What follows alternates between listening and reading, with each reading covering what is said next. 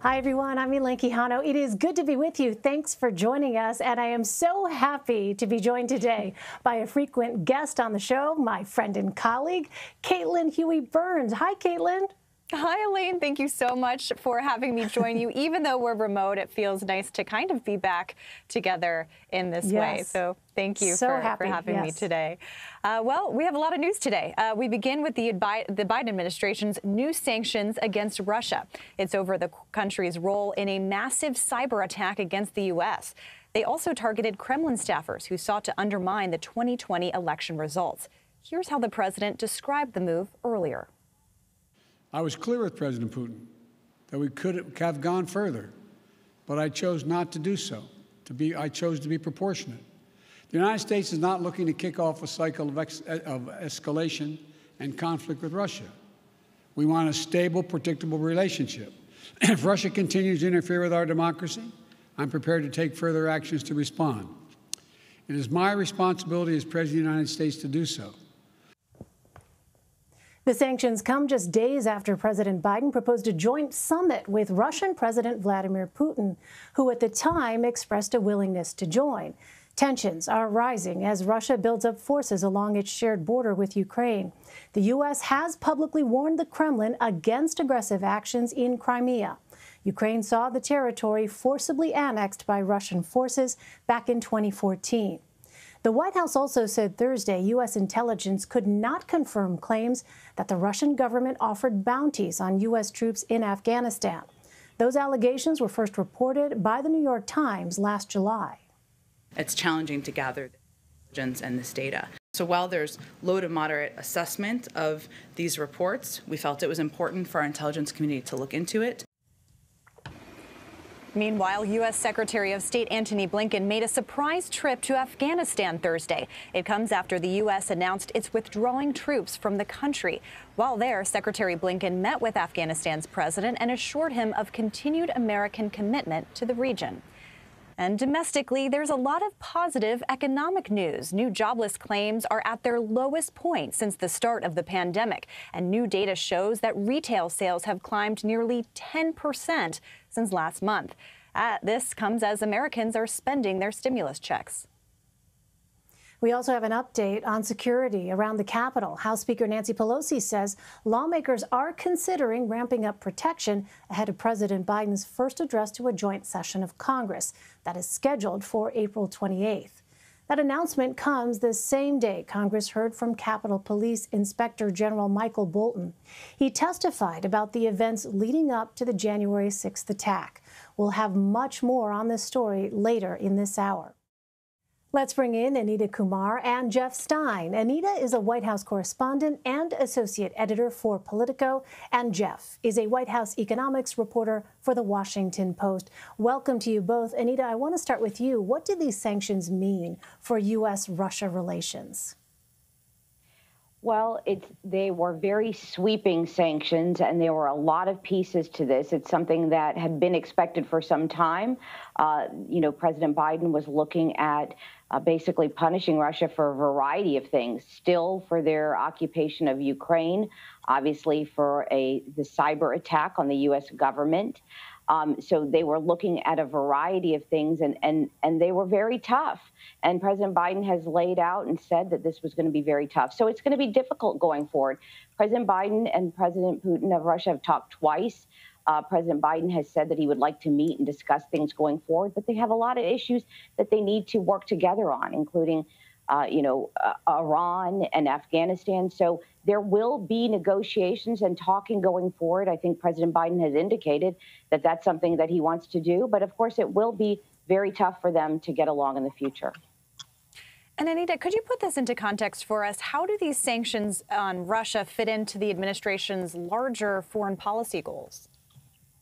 President Biden has come in to office saying, having a sort of a different message and talking about how that message is different than Donald Trump, which is he wants to be upfront and strong and aggressive, not just with Russia, but obviously Russia is one of the top countries we talk about, but also with China. You saw him do the same with Saudi Arabia. So there's definitely some tough talk from President Biden, but he's also simultaneously said, look, we can't turn our back on any particular country or alliance out there. We need to deal with them on certain issues. So I think he's saying both things. He's saying, look, we need to be tough when we have to be tough, but there's certain things, as we all are in this world together, that you can't separate yourselves. So that makes it difficult, though. It's going to make it difficult for him to call up President Putin or meet with him in the future after these sanctions have come,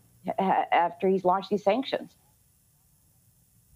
Jeff, I want to turn to the economy. We saw some good news on the economy this week. President Biden addressed that earlier today, citing surging retail sales and the creation of jobs. But why is this not something that we hear President Biden talking more about? I think the White House is very wary of spiking the football too soon, of celebrating the return from COVID before the economy is really ready to go.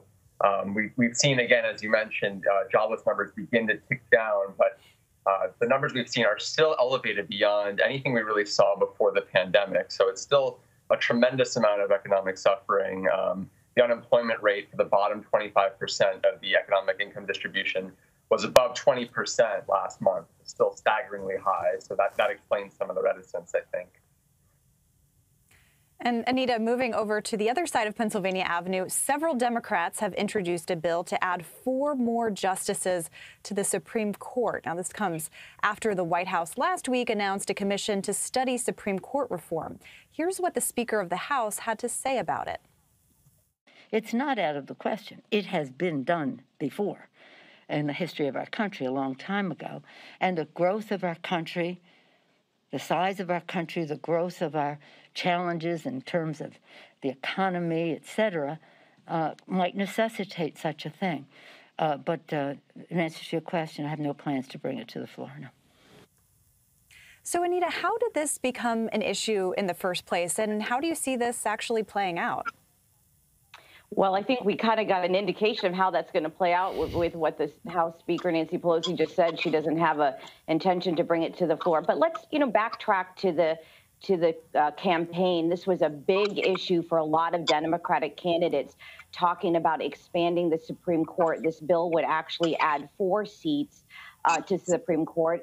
There were a lot of questions of Joe Biden, then the candidate, about whether he would support this, and he really resisted efforts to box him in. This really came up. This has come up a few times, but it's really about, if you want to go back several years, it's about when Republicans were in charge of the Senate, and they would not push President Obama's choice, Merrick Garland, now the Attorney General, nominee to be on the Supreme Court. They just would not give him those nomination hearings. And so this has come up several times when there are vacancies on the Supreme Court close to an election, and there's been a difference on what the Senate has decided to do. There's a lot of talk about whether this should be expanded because obviously, as you know, conservatives have the edge on the Supreme Court right now. But what I found interesting today about this is you saw a lot of Democrats, including the House Speaker, as we just heard, and some others saying, look, we're just not ready to do this right now. So while there is some support from the party, you're not seeing overwhelming support. This would be a drastic change. And as you indicated, President Biden has just put together a group to study a lot of different things, a lot of different reforms in the Supreme Court. This could be one of them, but the White House is cautioning that it could be a lot of other ideas out there and proposals out there that he's not ready to say this is something that he supports. So I don't know that the prospects are of this going anywhere anytime soon.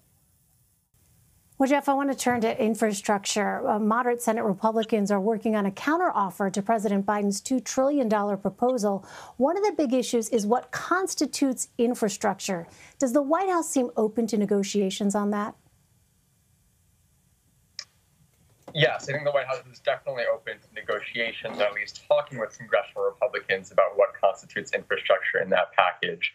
But what I think the White House is not going to do is to say, all of the money that they proposed for tons of things that Republicans are not okay with, including hundreds of billions of dollars for lead pipes, hundreds of billions of dollars for housing infrastructure, things that Republicans don't want to see in this final package.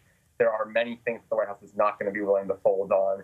And frankly, even on the tax side, which Republicans have repeatedly said is a red line, the White House thinks that they have the political advantage in pressing for large tax increases in the biggest corporations in America. And I don't think there's a lot of middle ground there. And Anita, back to foreign policy. President Biden is on one hand confronting Russia and China on human rights, but also trying to engage on arms reduction and the environment. So does it seem like all parties have common goals to work towards? Yeah, I mean, he's definitely trying to work with those countries on things that, as you said, that they have some, they could have some partnerships on. You know, climate change is something that the United States, you know, President Obama made it a big push, and then President Trump did not. You know, the U.S. has a lot of ground to cover to make up for what happened under President Trump. And so, you know, President Biden knows that. He knows that he wants to get started back on the Paris Climate Agreement and engage China on that particular issue. It's President Biden still being tough on China on trade and a variety of other things. So you're going to see him trying to work with these countries where he can. I think it's very telling that really in this 1 week's time, he is inviting Russia to have a summit, and he's also asking China to join on his, you know, it's a virtual but a global climate summit. And we don't know if China is going to engage. We don't know if Russia is going to engage. But on both of those things, he's saying, look, we have things that we want to work with you on. And he's trying to get them to sit at the table and engage with him. Finally, Jeff, you have reporting out today that President Biden's proposals may not guarantee all Fortune 500 companies pay federal income taxes. Why wouldn't they? Currently, about 55 of the biggest corporations in the world do not pay any federal income tax, largely because they have a large number of credits for research and development, clean energy, other things like that, that they can use to zero out their tax liability. Biden's plan, and Biden himself keeps talking about the need to close these loopholes so corporations pay. But a lot of the tax experts I've spoken to have pushed back and said that when you look at the details of Biden's plans, while they would substantially raise taxes on corporate America, they would not deal with the specific phenomenon of corporations, a lot of corporations paying zero, especially when Biden is looking to dramatically increase the number of credits that corporations can use to zero out their obligations. So a bit of a disconnect in the administration's rhetoric there. All right, Anita Kumar and Jeff Stein, thank you both very much.